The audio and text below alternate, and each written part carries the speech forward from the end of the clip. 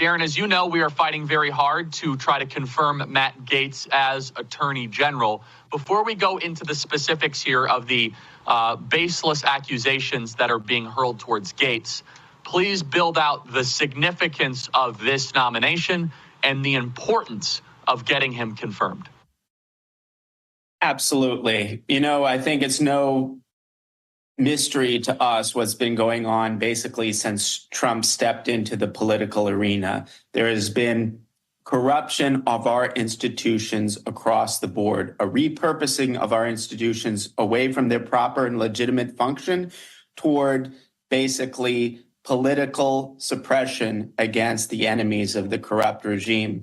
But when it comes to the intelligence world, which we've reported on extensively and talked about, there's almost a sense in which you expect the intelligence world to be a little bit dirty. We only would hope and ask that at least sometimes they play dirty on behalf of the interests of Americans rather than conspiring against Correct. Americans.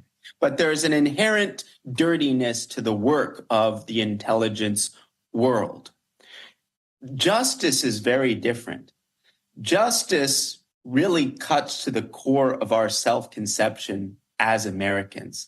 And I would put the corruption of the Justice Department and the weaponization of the Justice Department in a different category entirely for that reason. It was only when the Biden-Harris administration began egregiously attacking and bringing sham legal cases against political enemies that you started to hear this term banana republic bandied about to refer to our once great nation. And there's a reason for that.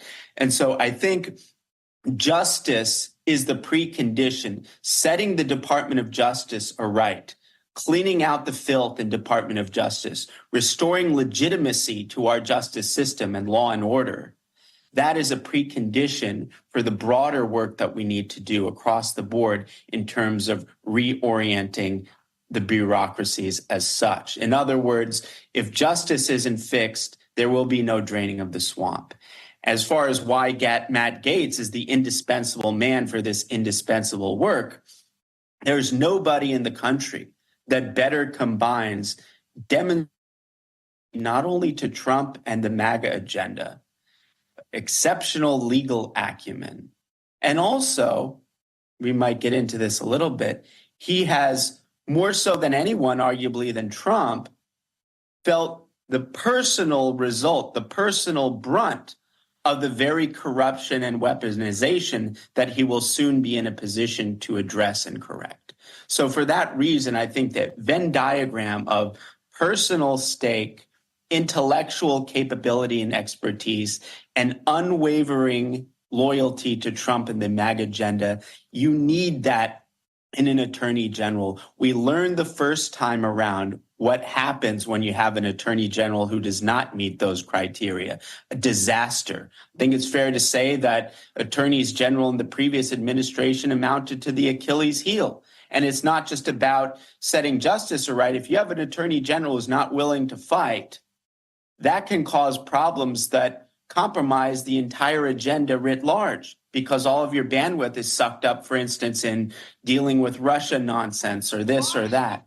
Trump understands this now, and that's why my understanding is he is all in on Gaetz. He understands this is the appointment that sets the tone, sets the tenor, sets the narrative in which we are to understand all of the other appointments. It is the indispensable appointment, and that's why it's inevitable. Attorney General Matt Gaetz is inevitable.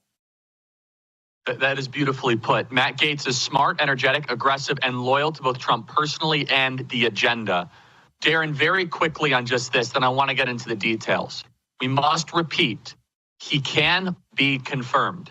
There is this DC trick that is happening where they're trying to kill it before consideration, and there is no basis for this.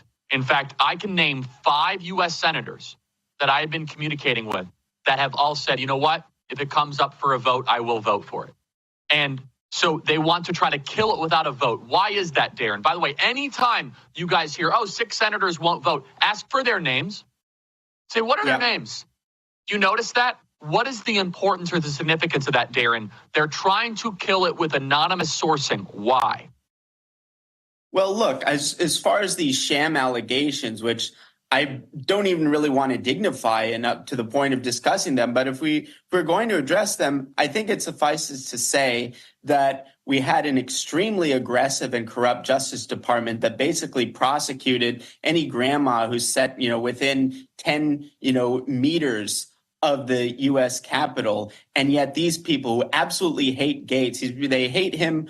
The only person they hate more is Trump. If they had something on him, they would have used it by now. There's nothing. It's a big nothing burger. That's why you only hear smears and innuendo and just vague this or vague that.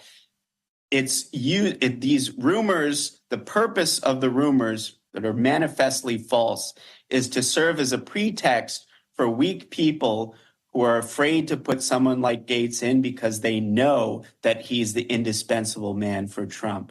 And so we cannot accept any wavering from senators. This is a line in the sand. Trump has made it clear. You support Gaetz or you are completely done. You're completely done.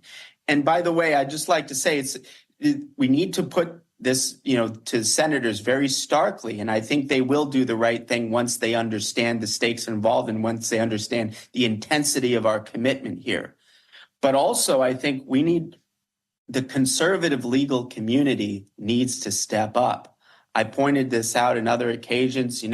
Trump has done a lot for the conservative legal world, for organizations like the Federalist Society and, that kind of legal establishment in many ways. And I think that these organizations ought also to step up and provide reassurances and support that could be very helpful for the senators coming to terms with what needs to be done.